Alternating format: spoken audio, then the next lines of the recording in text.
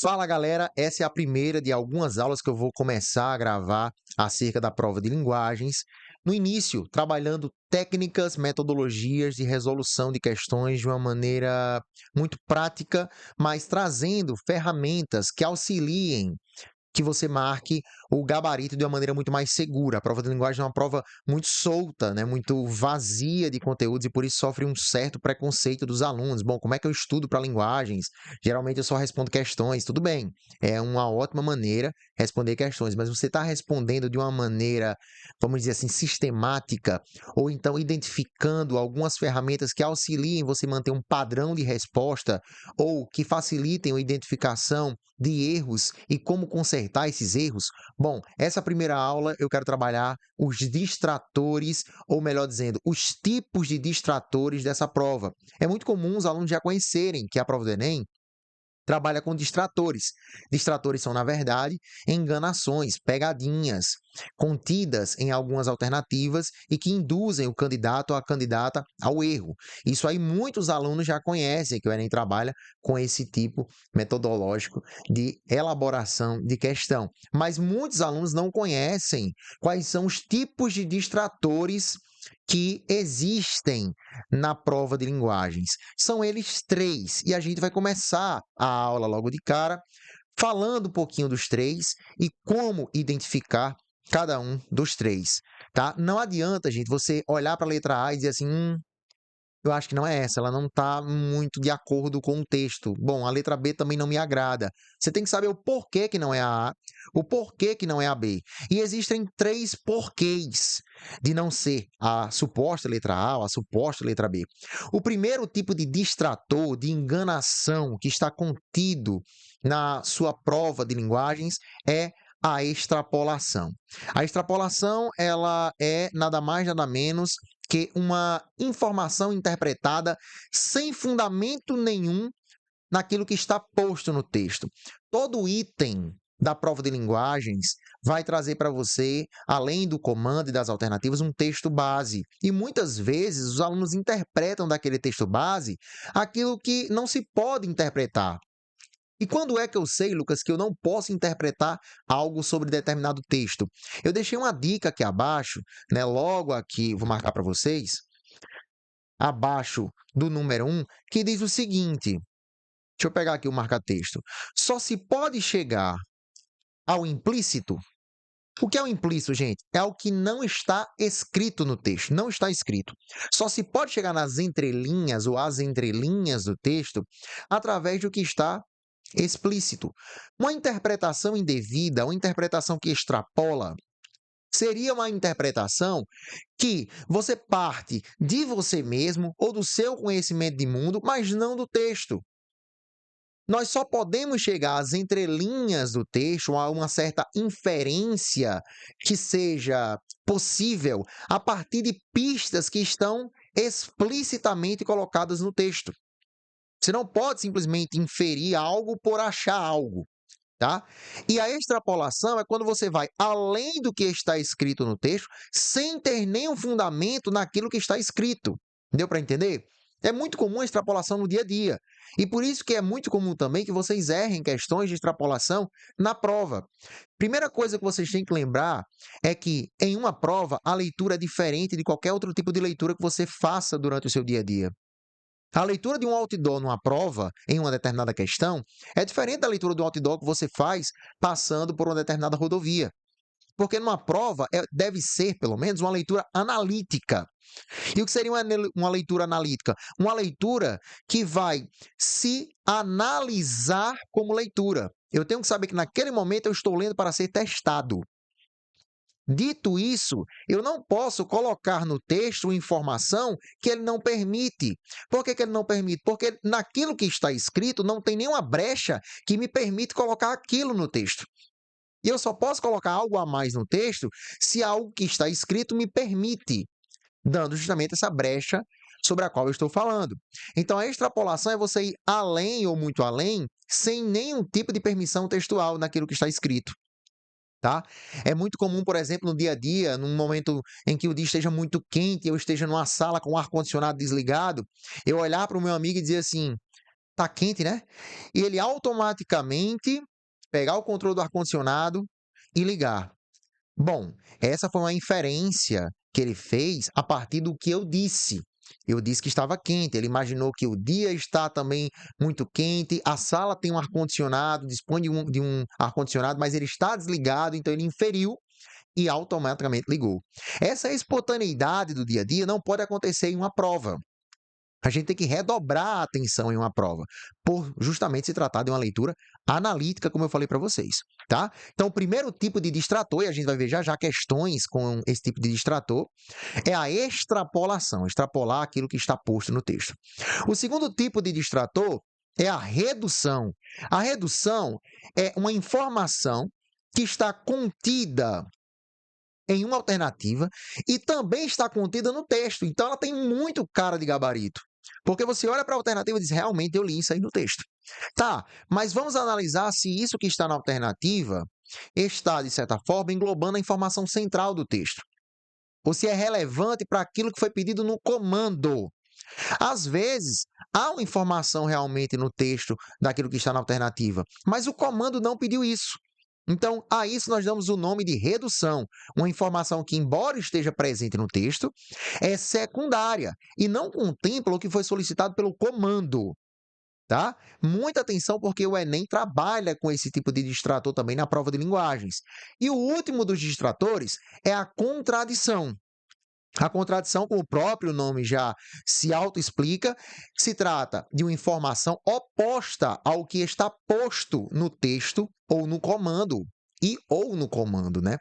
A contradição, ela se opõe justamente ao comando, ao texto. O texto diz uma coisa e ele diz outra, que vai de encontro ao que está posto lá, tá? A contradição aparentemente é muito fácil de identificar, mas em prova, no momento de tensão, né, às vezes é uma palavrinha e você não consegue captar. Então, muita atenção para cada um dos distratores, e é importante que, ao responder cada um dos itens de linguagens, você comece a identificar esse tipo de distrator, a extrapolação, a redução e a contradição. E nomeie, aponte a palavra que extrapola, a palavra que reduz, a palavra ou então a expressão que gera uma contradição ali nas alternativas, tá? Lembrando que essa aula é sobre alternativas, porque distratores estão presentes nas alternativas. Passando aqui, eu quero mostrar uma relação para melhorar o aprofundamento dessa metodologia de resposta do funcionamento dos distratores. Olha só, aqui nós temos um primeiro triângulo que trabalha justamente os três elementos que o Enem nos traz. O Enem nos traz um texto base, ok. O Enem nos traz um comando, ok. E o Enem nos traz uma não, né? Algumas alternativas que são 5 alternativas. Beleza. Por outro lado, nós temos aqui um outro triângulo que vai trabalhar os três tipos de distratores: extrapolação, redução e contradição. Eu fiz aqui um jogo que mostra o seguinte: a extrapolação, gente, esse tipo de distrator, ele dialoga muito com o texto base. Tá? O que é que eu quero dizer com isso? Que a extrapolação, é por isso que nós temos aqui um círculo, esse círculo que vai ao encontro do texto base e da extrapolação, né? Uma relação muito forte entre esse tipo de distrator e um dos elementos dos itens contidos lá na prova do Enem. Por outro lado, a redução, ela tem uma relação muito significativa com o comando. Por quê, Lucas? Porque a redução, ela está trazendo para você uma informação que tem no texto base. Olha só, a redução traz uma informação que tem no texto base, ok? Mas não foi aquilo solicitado no comando. Está entendendo a relação entre redução e comando? A redução, ela desobedece ao comando, tá? Então, preste muita atenção, tanto no texto base, tanto no comando, para saber se você vai extrapolar algo do texto base ou se você vai reduzir algo que foi solicitado pelo comando. É basicamente isso. Enquanto que a contradição, eu puxei duas setinhas aqui, né? Uma para o comando, ó, para cá, né? E outra para o texto base. A contradição, ela é uma contradição justamente de ambos. Ela contradiz o texto, portanto, contradiz o comando também, né? E aí não vai ser o nosso gabarito nunca. tá? Bom, fiz aqui um enlinhado total, mas espero que vocês tenham entendido. Vou limpar aqui para vocês perceberem como se dá essa relação contida entre tudo aquilo que eu expliquei agora. Veja que o texto base tem uma relação com a extrapolação, enquanto que o comando com a redução e a contradição com os dois, tá? Nós vamos tentar identificar agora cada um desses distratores em algumas questões da prova de 2020, tá? Vamos acompanhar aqui. Vamos passar. Primeira questão, questão de número 7, era uma questão de nível fácil, vamos dizer assim, de acordo com os microdados, tá? O que foi pedido no comando? Professor, tenho que começar do comando? É importante, porque o comando vai justamente nortear o tipo de leitura que eu vou fazer sobre o texto. Lembra que eu falei da leitura analítica? É uma leitura analítica, tá? Sobre esse texto base. O texto base aí não veio com apenas linguagem verbal, veio com linguagem não verbal também, imagens. Olha o que foi pedido. Nessa campanha publicitária, opa, é uma campanha publicitária, né? A imagem da família e o texto verbal, peraí, a imagem da família e o texto verbal. Tem texto verbal? Tem sim, vamos já ler o texto verbal. Unem-se para reforçar que ideia? Que ideia? Pessoal, o que foi solicitado no comando, olha só, o que foi solicitado no comando não foi uma coisa apenas, não foi apenas a imagem da família. Isso é um. Foi solicitado também o texto verbal. 2, tá? Tenho que olhar para os dois. E a alternativa tem que trabalhar as duas coisas. Então, vamos lá ler esse texto verbal. Aqui tem André, adotado aos 15 anos. Rodrigo, adotado aos 13 anos. Acho que é Simonar, eu acho que é isso, né? Adotado aos 29. Bruno, ganhou novos irmãos a partir de 3 anos. Então, já pela linguagem verbal, posso pressupor, e sem extrapolar, né, que ele seria, vamos dizer assim, o primogênito, né? Débora adotou aos 27. Adotou aos 27. Débora é a mãe, né? Francisco, adotado aos 8. Enfim, adoção. Para encontrar a sua verdadeira família, não existe idade. Não existe idade. Professor, eu tenho que ler todo o texto verbal? Tenho, porque foi solicitado pelo comando. Texto verbal, tá?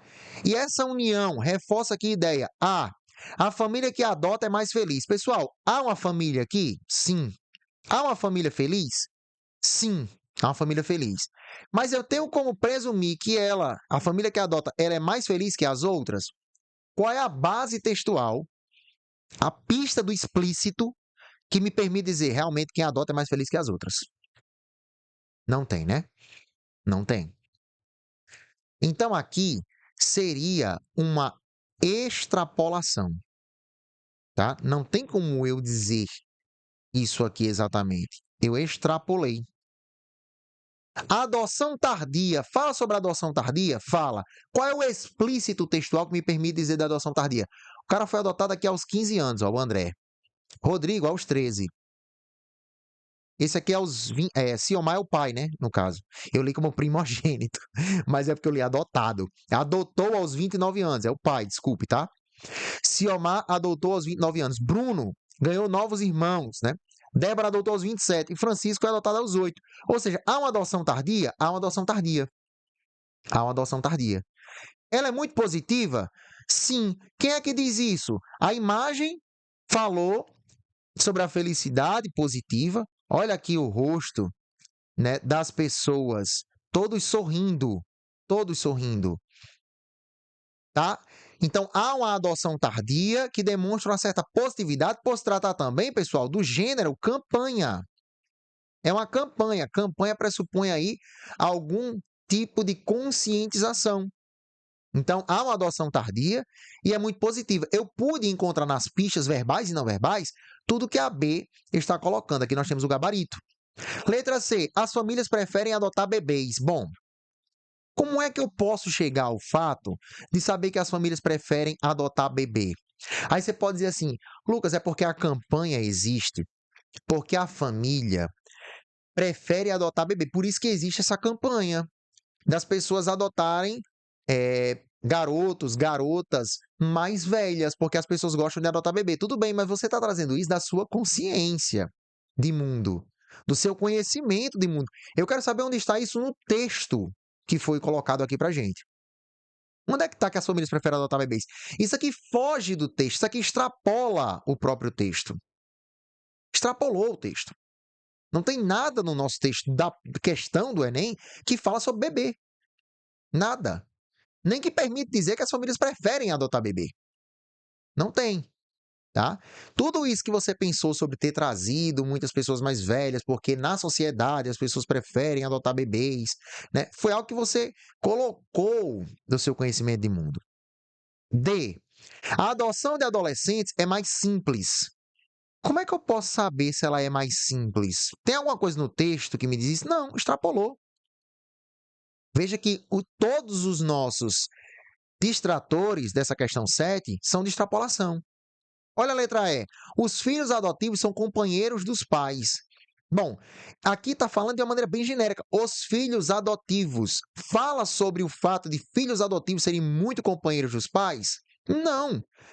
Retrata uma família apenas, que aparentemente está aí mostrando uma certa positividade pelo sorriso, pela foto, mas que eu não sei se dá de maneira genérica. Então aqui nós temos outra extrapolação. Nós temos 4 distratores de extrapolação. Gente, no Enem nós temos que nos ater ao texto, é uma leitura seca. Uma leitura sem colocarmos nosso conhecimento de mundo de forma ativa para que isso prejudique a retirada do texto das informações possíveis, tá bom? Então, gabarito letra B da questão 7. Vamos para outra questão, essa questão difícil. Uma questão considerada como difícil na prova de linguagens. E realmente, quando cai ali alguma questão sobre literatura, né, contexto literário, as pessoas acham muito difícil porque a leitura é muito difícil. E a gente vai ter uma aula em breve sobre leitura de texto, mas o que eu posso adiantar hoje é que absorva aquilo que você pode absorver. Não tente entender tudo necessariamente, até porque não temos tempo, tá? O nome é Retrato de Homem. Retrato de Homem. O título fala muito, tá, gente? Retrato de Homem. Vamos lá. A paisagem estrita ao apuro do muro, feito vértebra a vértebra e escuro. Quem é que é feito vértebra a vértebra? Os animais vertebrados, né? Se aqui fala de retrato de um homem, então aparentemente está descrevendo alguém, né? Só que esse alguém está no escuro também. Escuridão. Sendo o poema o local da metáfora, então o escuro traz talvez uma melancolia, uma tristeza, não sei. A geração dos pelos sobre a casca e os rostos em seus diques de sombra repostos. Os poços com seu lodo, né, algo antigo, algo descuidado, de ira e de tensão entre cimento e fronte, um vazio. As setas se atiram às margens de ninguém, ilesas a si mesmas retêm. Eu não entendi, professor. Vamos seguir, gente. Vamos seguir. Vamos saber do texto aquilo que a gente pode absorver. Até porque eu nem li o comando ainda, porque está no outro slide, né? Então eu comecei aqui me empolgando, mas o correto é ler o comando em si. Já começamos, vamos seguir. Compassos de evasão entre falange e rua, sondando a solitude nua. Solitude, solidão, né? E na armadura de coisa, não é um homem, coisa, salobra, um só segredo, a polpa toda é fruição de medo. É como se essa pessoa tivesse com medo, né? Vamos passar para o comando e entender o que é que o Enem queria, né? Devemos começar pelo comando e ler de uma maneira mais direcionada. O poema e descrição lírica, ok, competência 5. Do objeto representado, o objeto é quem, gente? Aparentemente um homem, né? É orientada por um olhar que... Bom, o que é que transparece esse olhar do eu lírico, né, gente? O que é que transparece? Vamos voltar para o texto agora e chegar a algumas conclusões de metáforas que nós estabelecemos. Por exemplo, vértebra a vértebra, aparentemente o homem, né? No escuro, ou seja, no escuro e tem a palavra medo aqui. Então, escuro, que lembra medo, né? Medo, que lembra escuro. Há um jogo que tem um sentido aqui no texto, começa a ter sentido, né? A geração dos pelos sobre a casca é como se fosse animalizado ao máximo, né? Pelos sobre a casca em seus diques de sombra repostos. Os poços com seu lodo. Há aqui uma descrição de um cenário um tanto sombrio, né? Um vão. Algo sombrio. Um vão, né? Um vão espaço vazio. Solitude lembra solidão.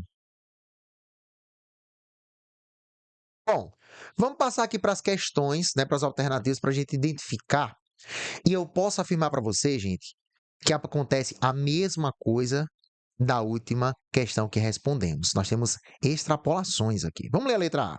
A letra A fala sobre o fato de que o olhar desse eu lírico desvela sentimentos de vazio. A gente colocou essa palavra lá, né? Vazio. E angústia. Angústia é medo. É medo. Sob a aparente austeridade. A austeridade é como se fosse pressão. Ele está sob pressão? Bom, fala de escuro, né? Os poços de lodo, há uma situação sombria aí. Aparentemente, sim, né? Letra A. Letra B, expressa desilusão ante a possibilidade de superação do sofrimento. Peraí, eu quero saber, né, onde há no texto que acabamos de ler, duas vezes inclusive, a desilusão ante a possibilidade de superação. Ou seja, o que é que essa alternativa quer dizer? Interpretar as alternativas na prova de linguagem faz parte de responder a questão. Olha só, desilusão da superação. Ele não acredita que ele vai superar isso. Onde é que eu posso tirar isso? Tem medo, professor? Tem medo. Tá vazio, tá vazio. Tá só, tá só. Ele não acredita que vai superar isso. Onde tem isso, gente? Nós temos aqui uma extrapolação. Extrapolou o texto. Letra C.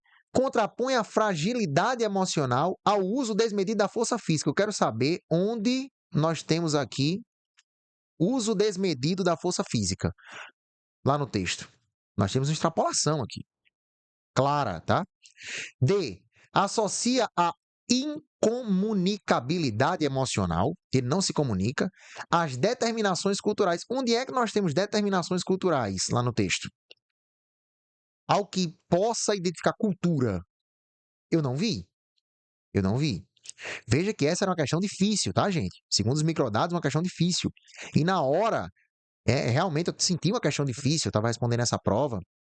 Sempre eu respondo assim como vocês, para saber o que vocês pensam, enfim, né, trazer um pensamento muito próximo àquilo que vocês sentem quando estão respondendo cada questão. E eu senti uma questão difícil, mas quando a gente vai analisar, nossa, só extrapolação. E é muito bom saber que a gente identifica esses distratores de uma maneira muito mais simples, quando a gente sabe que tipos de distratores existem. Letra E. Privilegia, olha só, privilegia imagens relacionadas à exposição do dinamismo urbano. Onde é que tem dinamismo urbano? Onde é que tem dinamismo urbano, pessoal? Lá no texto. Como assim? Né? A letra A é aquela que mais condiz com o texto. Fala de vazio, fala de angústia, fala de uma pressão que ele sente. Agora, eu não sei se ele está desiludido, se vai superar ou não essa pressão. Então, nós temos aí um gabarito, letra A. Nós temos também questões que trazem apenas redução, por exemplo. Vamos ler aqui o comando dessa questão 9. Olha só a questão 9. A questão 9 fala sobre o hino à bandeira. Tá. A descrição, pessoal, descrição é um recurso utilizado para exaltar o símbolo nacional. Quem? A bandeira. Na medida em que, como essa descrição é utilizada para exaltar o símbolo nacional? Vamos lá. Letra A. Remete à posição futura. Bom, vamos ler o texto, né? Eu já pulei para a letra A. Vamos ler o texto. Em teu seio formoso retratas este céu de puríssimo azul. Escreveu? Escreveu o céu. Estou botando o dedo e descreveu, certo? A verdura sem par destas matas. Verdura de verde, hein, gente? Descreveu. E o esplendor do Cruzeiro do Sul. Descreveu. Escreveu aqui também, né? O seu formoso.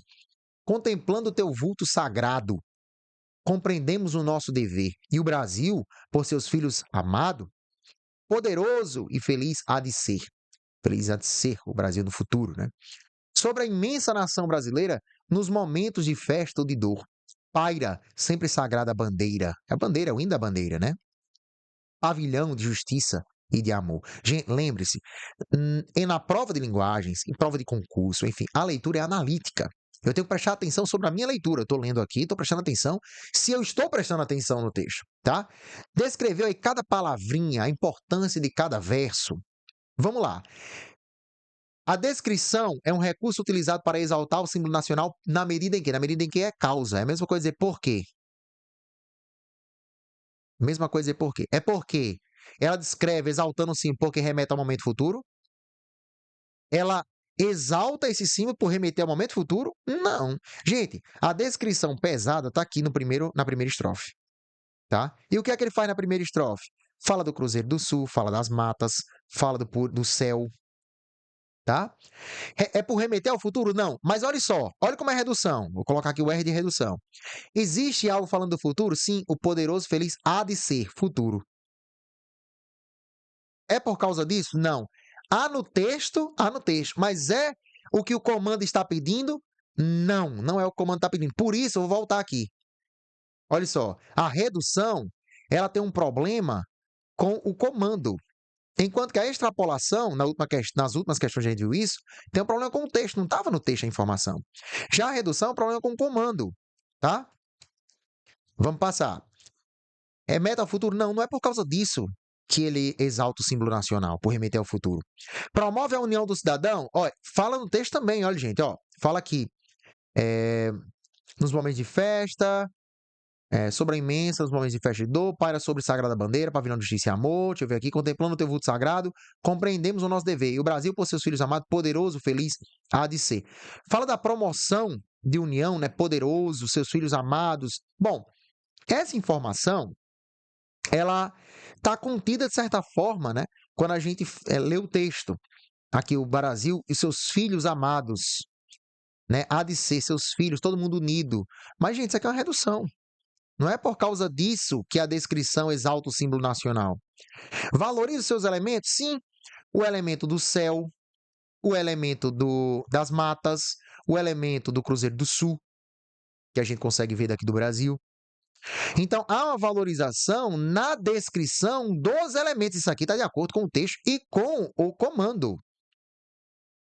Veja que o gabarito tem relação não só com o comando, mas com o texto. E há uma união entre texto, gabarito e comando. Letra D, emprega termos religiosos. Ele diz, o teu vulto sagrado. Teu vulto sagrado, ó, aqui.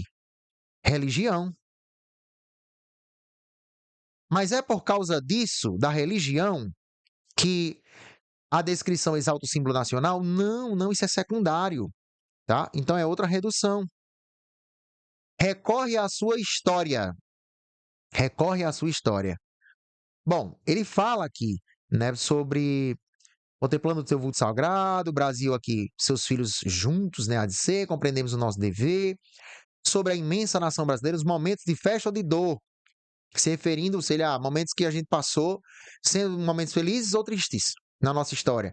Mas não é isso que vai descrever exaltando o símbolo nacional. Então, nós temos aqui outra redução, portanto, a letra C, gabarito da nossa questão 9.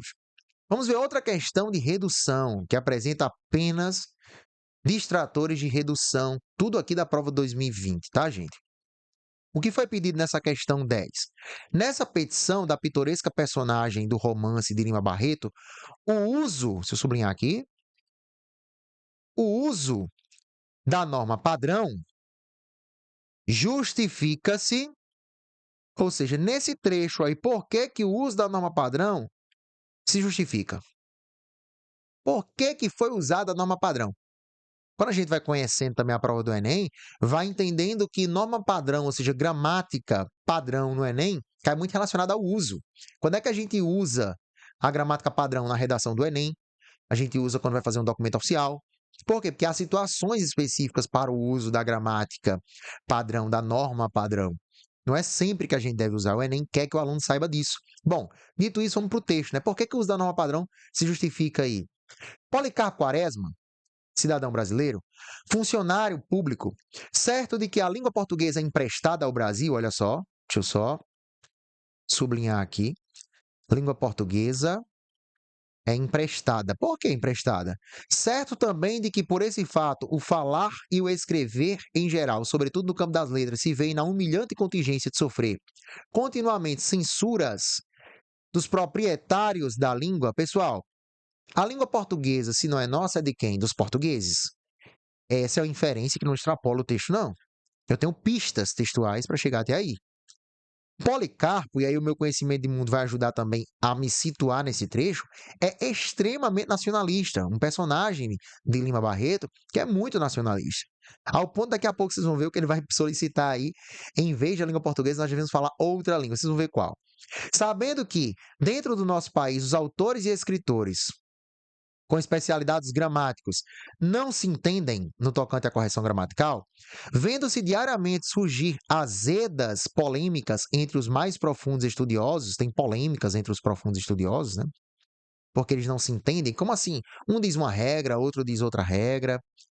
Usando do direito que lhe confere a Constituição, vem pedir que o Congresso Nacional decrete Tupi-Guarani como língua oficial e nacional do povo brasileiro. Peraí, vem pedir no poder que lhe confere a Constituição. Gente, sabendo que isso aqui é uma petição, eu posso ou não posso afirmar, pela forma da escrita e pelo final do texto, que isso aqui se trata de um documento oficial.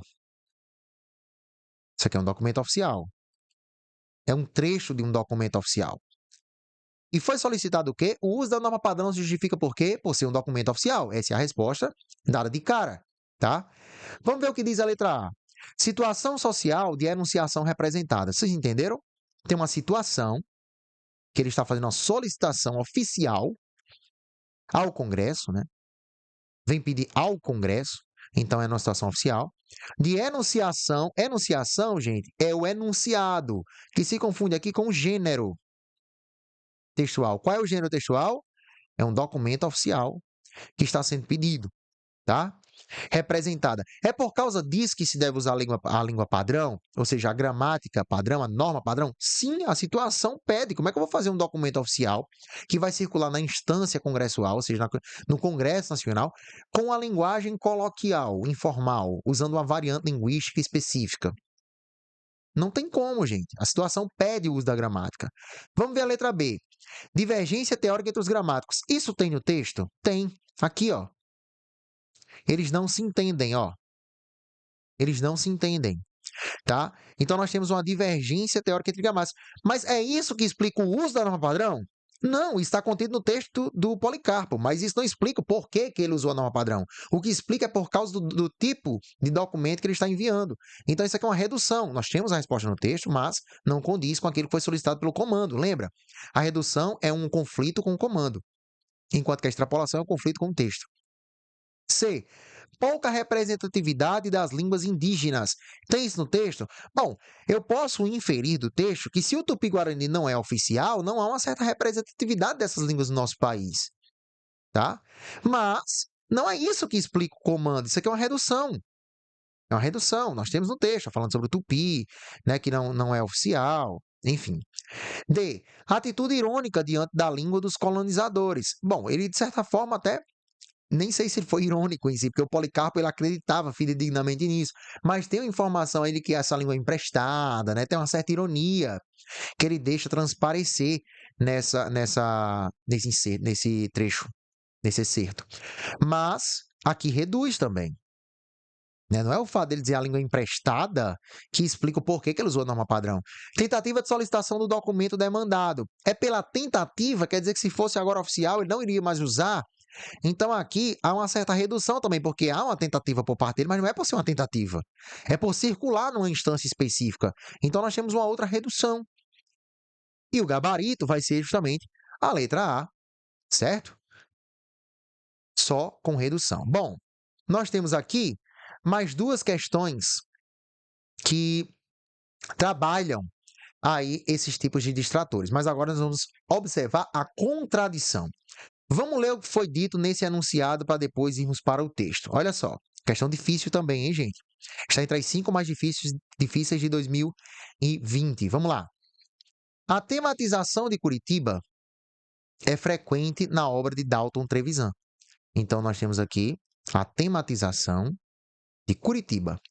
No fragmento, a relação do narrador com o espaço urbano é caracterizada por um olhar, olha só, a relação do narrador com o espaço urbano. Como é caracterizada essa relação entre o narrador e o espaço urbano? Vamos ler o texto para a gente já procurar isso? Viajo Curitiba, das conferências positivistas. Elas são 11 em Curitiba. Há 13 no mundo inteiro. Olha só, aparentemente, né? Estou tentando a inferência possível aí, mas toda inferência a gente tem que ter cuidado, que ele está exaltando a Curitiba, né? De 13 no mundo inteiro, 11 são em Curitiba, das conferências positivistas. Do tocador de realejo, que não roda a manivela desde que o macaquinho morreu. Aí, nesse momento, o aluno começa a dizer: que macaquinho é esse, meu Deus do céu? Que manivela é essa? Eu não estou entendendo nada, eu nunca fui para Curitiba, não sou de lá. Enfim. Dos bravos soldados do fogo que passam chispando no carro vermelho, atrás de um incêndio que ninguém não viu. Esta Curitiba, existe outra? Olha essa palavra. Esta Curitiba e a do cachorro quente com o chopp duplo no buraco do tatu. Eu viajo. Ele viaja numa Curitiba específica. Leitura analítica. É uma específica. Então existe outra. Essa é a específica. Tá? Vamos ver aqui. E aparentemente ele gosta, né, dessa. Sente um certo afeto. Um chopp duplo no buraco do tatu. Aparentemente um certo afeto existente aqui. Curitiba. Aquela do burro brabo, um cidadão misterioso morreu nos braços da Rosicler. Quem foi? Eu não sei. Que Rosicler, professor? Não sei, gente. Vamos ler, vamos ler. Vamos tentar absorver do texto aquilo que a gente pode absorver. Quem não foi? Foi o reizinho do Sião, da Ponte Preta da estação, a única ponte da cidade. Sem rio por baixo, esta Curitiba eu viajo. De novo, esta, que aparentemente, gente, é a mesma, né? A mesma nos dois parágrafos primeiros, tá? É a mesma Curitiba. Curitiba sem pinheiro ou céu azul, pelo que vós me sei é província, cárcere, lar. Esta Curitiba e não a outra. Há uma oposição entre Curitibas por parte do narrador, né? Há uma Curitiba que ele gosta, aparentemente, e vamos ver aqui, ó. E não a outra para inglês ver. Vou sublinhar e vou marcar essa expressão porque ela é muito importante. Para inglês ver. Gente, o que significa para inglês ver? Significa esconder algo de sua verdade. Se alguém, por exemplo, reforma a praça do meu bairro e deixa bela, mas não reforma as ruas, não coloca nova pavimentação, não faz saneamento básico, eu digo, essa praça foi para inglês ver. Quem chega na praça acha que está ótima, linda, e o bairro é assim como ela. Mas quem adentra o bairro sabe que não é verdade. Então, para inglês ver, mostra uma mentira. Então, existe uma Curitiba que é para inglês ver e não para ele. Com amor eu viajo, né? Então, aparentemente, ele gosta de uma Curitiba, enquanto que outra ele faz uma crítica. Ele vê com um lado negativo, né? Um coração rachado isso aqui, tá, gente? Tentei fazer um coração rachado, mas enfim. Um ele ama, um ele não ama. Um ele vê pelo lado positivo, outro pelo lado negativo, tá? Bom, vamos lá. A tematização do Curitiba é frequente na obra de Dalton Trevisan. No fragmento, a relação do narrador com o espaço urbano é caracterizado por um olhar, letra A. Deixa eu pegar aqui o marca-texto. Destituído de afetividade. Há uma contradição aqui. As duas primeiras partes do texto, ele se declara para uma Curitiba que ele gosta. Então, isso aqui já está uma contradição. Contradiz o texto. Que ironiza os costumes. Então, a relação dele contradiz também o comando. Não é de destituição de afetividade. Ironiza os costumes e as tradições da sociedade curitibana. Bom, nós já tínhamos um distrator, né? E não há nenhum tipo de possibilidade também clara da gente chegar a essa possibilidade de ironizar os costumes, de ver que o narrador ironizou os costumes e as tradições da sociedade curitibana. Ele ironizou uma sociedade curitibana em si, né? E não a sociedade curitibana inteira. B, marcado pela negatividade para uma Curitiba, sim, que busca desconstruir perspectivas habituais Olha só, que busca desconstruir perspectivas habituais de representação da cidade. Ele faz isso? Bom, por um lado, ele é marcado de negatividade. Sim, para uma Curitiba específica, que busca essa negatividade, busca desconstruir perspectivas habituais. Sim, muita gente acha que Curitiba é aquela para inglês ver. Olha a informação. Lucas, como é que eu posso chegar a essa questão de desconstruir perspectivas habituais? Quando ele diz que existe uma Curitiba para inglês ver, e ele traz isso com um lado negativo, ele está desdizendo, desvendando essa Curitiba. Veja que eu pude chegar a uma inferência a partir do texto, do que está posto, tá? Gabarito. Vamos para a letra C. Carregado de melancolia. De certa forma, traz um ar melancólico, né? Melancólico, que constata a falta de identidade cultural diante dos impactos da urbanização. Gente, onde é que ele fala de impactos da urbanização? Isso aqui não é contradição, isso aqui é extrapolação, né? Não tem nenhum tipo de possibilidade, a partir do que está posto, de eu pensar que há um impacto da urbanização. Não há. D de dado. Embevecido pela simplicidade do cenário. Embevecido seria embebedado, extasiado, né? Feliz com a simplicidade do cenário. Indiferente à descrição. Gente, ele não é indiferente, não, gente. Ele mostra um lado que ele gosta, um lado que ele não gosta. Ele não é indiferente. Aqui é uma contradição com o texto. Se há contradição com o texto, não tem uma relação adequada também com o comando, tá?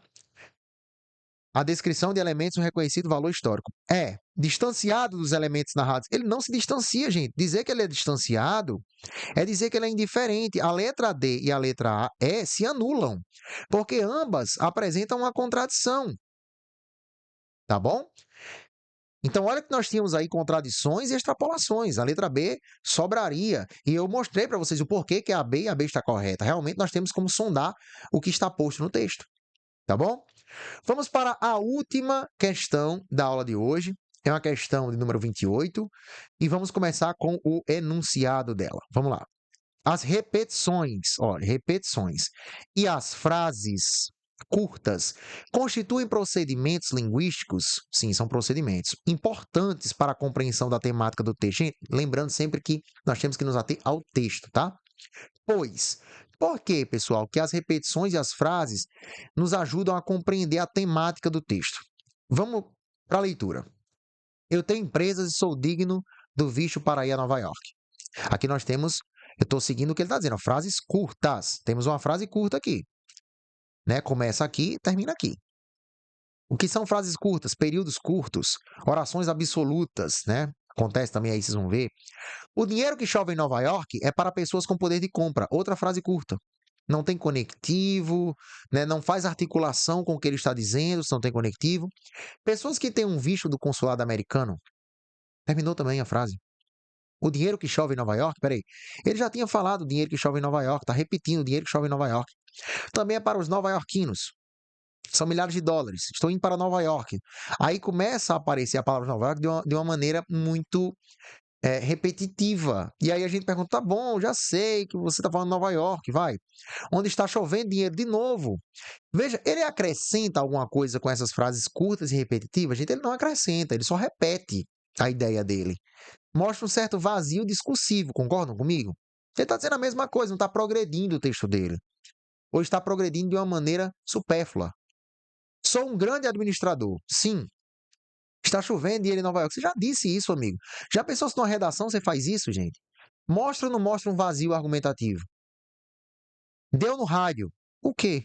Vejo que há pedestres invadindo a via onde trafega o meu carro vermelho, importado da Alemanha. Tá. Vejo que há carros nacionais trafegando pela via onde trafega o meu carro vermelho, importado da Alemanha. De novo. Eu acho que o sonho dele é dizer para todo mundo que ele tem um carro vermelho importado da Alemanha, né? Que ele está repetindo isso aqui, que ele consegue ir para Nova York e que Nova York chove dinheiro. Ele levou aí quase quantas linhas aí? Muitas linhas para dizer a mesma coisa.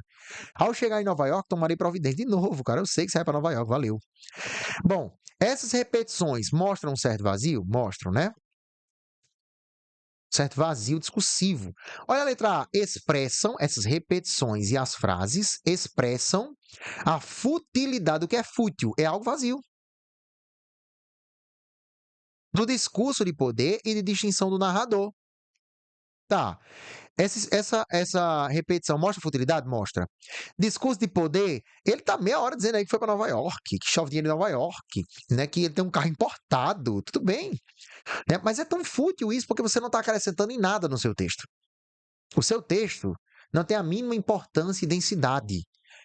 O contrário do vazio textual é a densidade textual, é quando você traz várias informações secundárias para somar naquilo que você está dizendo. Ele não está dizendo nada com nada, só para demonstrar um poder, carro importado, né? E aí eu posso fazer essa inferência. B. Disfarçam a falta de densidade. Olha só, gente. Essa repetição e essa frase curta não disfarça a falta de densidade. Ela expõe a falta de densidade. O que é densidade? É o contrário do vazio. E quando ele repete muito e faz frases curtas, ele expõe isso. Isso aqui é uma contradição, pessoal. Nós temos uma contradição nessa letra B. Por causa da palavra disfarça. C. Ironizam a valorização da cultura norte-americana pelos brasileiros. Veja que isso aqui extrapola o texto. Como é que eu posso dizer que esse meu texto aí, com esse personagem, ironiza a valorização da cultura pelos brasileiros no geral, gente? Vamos nos ater ao texto, tá? Explicitam a ganância financeira do capitalismo. Como é que eu posso chegar desse excerto, desse trecho, no capitalismo? Professor, é porque eu acho que isso de fútil, de comprar carro, é muito capitalista. Você está trazendo conhecimento de mundo seu e colocando no texto. Eu estou querendo que você extraia do texto. O movimento, pessoal, não é de colocar algo no texto, é de retirar. De retirar, tá? Então nós temos aqui mais uma extrapolação do capitalismo. Como assim? Onde é que tem isso no texto? Pode ter na vida, né? Mas no texto não tem. Criticam os estereótipos sociais das visões de mundo elitistas. Bom, essa eu fico calado que você pode dizer assim, bom, esses criticam os estereótipos sociais, mas olha só, os estereótipos genéricos das visões de mundo elitistas. Aqui eu só tenho uma visão. Foi o que o Enem me deu. Uma visão. Se eu tenho uma visão apenas e aqui está generalizando, eu tenho outra questão que extrapola. Vamos nos até ao texto. Portanto, nós temos aqui letra A única que não tem nenhum distrator para que a gente possa ficar em dúvida, vamos dizer assim, se é ou não ela. Pessoal, trouxe essas questões. Agradeço demais a participação de vocês. Espero que vocês tenham gostado desse estilo de aula e vou gravar sobre mais ferramentas que nos auxiliam a responder de uma maneira muito mais assertiva cada uma das questões da prova de linguagens, tá? Fico por aqui e até a próxima. Valeu!